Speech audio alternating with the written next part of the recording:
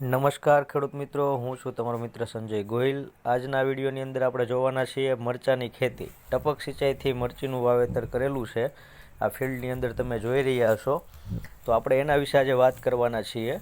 જો હજી સુધી તમે યુટ્યુબ ચેનલ ઉપર નવા છો અને તમે ચેનલ સબસ્ક્રાઈબ નથી કરી તો યુટ્યુબ ચેનલને સબસ્ક્રાઈબ કરી લેજો, જેથી કરીને તમને આવા અવનવા વિડીયો મળતા રહે। તે માટે ઓલ નોટિફિકેશન ઉપર આપી દેજો ઓલ, અને વિડીયો સારો લાગે તો લાઇક કરજો અને બીજા ખેડૂત મિત્રો સુધી આ માહિતી પહોંચે એ માટે આ વિડીયોને વધુમાં વધુ શેર કરજો। અને આ વિડીયોની માહિતી બાદ જો તમારે ટપક સિંચાઈ પદ્ધતિની લગતી કંઈ પણ માહિતી જોતી હોય, ડ્રીપ ઇરિગેશનને લગતી, તો છેલ્લે મેં મારો નંબર આપેલો છે, એ નંબર ઉપર તમે કોલ કરી અને માહિતી લઈ શકો છો।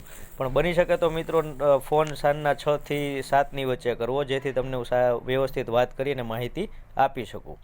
આ જે ફિલ્ડ તમે જોઈ રહ્યા છો એ ફિલ્ડની અંદર જો આ બે વાલ છે, અહીંયા સુધી પીવીસી દાટેલી છે અને ત્યારબાદ આ એચડીપી પાઇપનું ફિટિંગ છે, ફુવારા લાઇન જેને આપણે કહીએ છીએ। આ ફુવારા લાઇનની અંદર ફિટિંગ છે। આ બાજુ મરચીનું વાવેતર છે, વચ્ચે આ રસ્તો ખેડૂતે અવર જવર માટે રાખેલો છે। જો આ નળી અહીંયા દાટેલી છે અને અહીંથી પછી પાછી બહાર નીકળી જાય છે, મરચીમાં જાય છે, એટલે આ રીતે એને હાલવા ચાલવામાં નડે નહીં નળી, એ માટે ખેડૂતે આ બાજુ એચડીપી પાઇપ રાખી છે અને એમાંથી નળીનું ફિટિંગ કરી અને આ બાજુ નળી એ બહાર કાઢી લીધી છે। જો અહીંયા બહાર નળીઓ આપણને દેખાઈ રહી છે, બરાબર છે।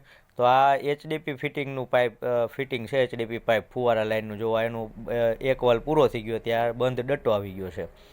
આ એચડીપી પાઇપ બતાવવાનું કારણ મિત્રો એ છે કે આ રીતે જો તમારે ઉપર ફિટિંગ રાખવું છે તો તમે ફિટિંગ ઉપર પણ રાખી શકો છો। પીવીસીમાં જમીનમાં દાટીને ફિટિંગ કરવું છે તો પીવીસીનું ફિટિંગ કરી શકો છો। અને આ આખું ફિલ્ડ છે એ મરચીનું છે, જેની અંદર ખેડૂતે મરચીનું વાવેતર કરેલું છે। હંમેશા હું મારા વિડીયોની અંદર વાત કરતો હોઉં છું કે ભાઈ આપણે ખાલી ટપક સિંચાઈ પદ્ધતિનો ઉપયોગ કપાસ માટે નથી કરવાનો, પણ બીજા ઘણા બધા પાકોની અંદર પણ એનો ઉપયોગ થાય છે।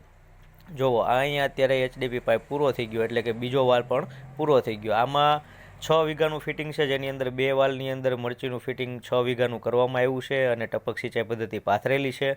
અને મરચીની અંદર મરચાં પણ તમે જોઈ શકો છો આવેલા છે। જુઓ આ તમે મરચાં હું તમને બતાવવા જઈ રહ્યો છું, જેની અંદર તમે જોઈ શકો છો નીચે ટપક સિંચાઈ પદ્ધતિ છે અને મરચાંનો મરચાંનો પાક આવેલો છે, બરાબર છે। તો મિત્રો ખાસ આ વિડીયોની અંદર આપણે એ વાત કરી રહ્યા હતા કે ટપક સિંચાઈ પદ્ધતિથી ફક્ત કપાસ નહીં પણ ઘણા બધા પાકો લઈ શકીએ છીએ, જેની અંદર મેં હંમેશા વાત કરી છે। એમાં શેરડીના પાકનો પણ વિડીયો મૂકેલો હતો, આપણે ચણાના પાકનો વિડીયો મૂકેલો છે, ડુંગળીના પાકનો મૂકેલો છે વિડીયો, તલનો વિડીયો મૂકેલો છે।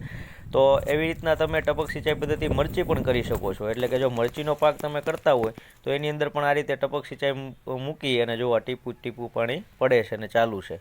ટપક સિંચાઈ પદ્ધતિથી પણ તમે મરચીનું વાવેતર કરી શકો છો, એટલે કે ટપક સિંચાઈ પદ્ધતિનો ઉપયોગથી તમારે જ્યારે જોતું હોય ત્યારે તમે એને છોડને જેટલું જોતું હોય એટલું પાણી આપી શકો છો, અને આ એનો ફાલ છે મરચાંનો।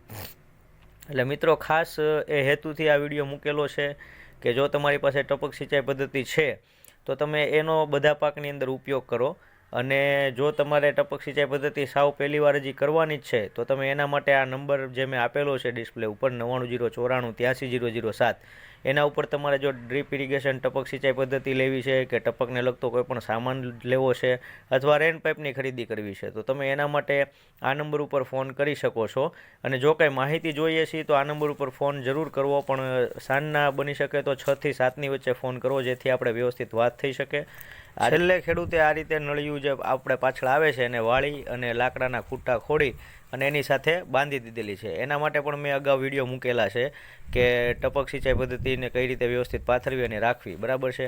જો આ રીતે છેલ્લે ખૂંટાને એવું બાંધેલું હોય તો ટપક સિંચાઈ પદ્ધતિ વ્યવસ્થિત રીતે રહેશે। તો મિત્રો આશા રાખું છું વિડીયો તમને ખૂબ ગમ્યો હશે। વિડીયો સારો લાગે તો લાઇક કરજો અને બીજા ખેડૂત મિત્રો સુધી આ માહિતી પહોંચે એ માટે શેર કરજો। આભાર, અસ્તુ, જય જવાન, જય કિસાન।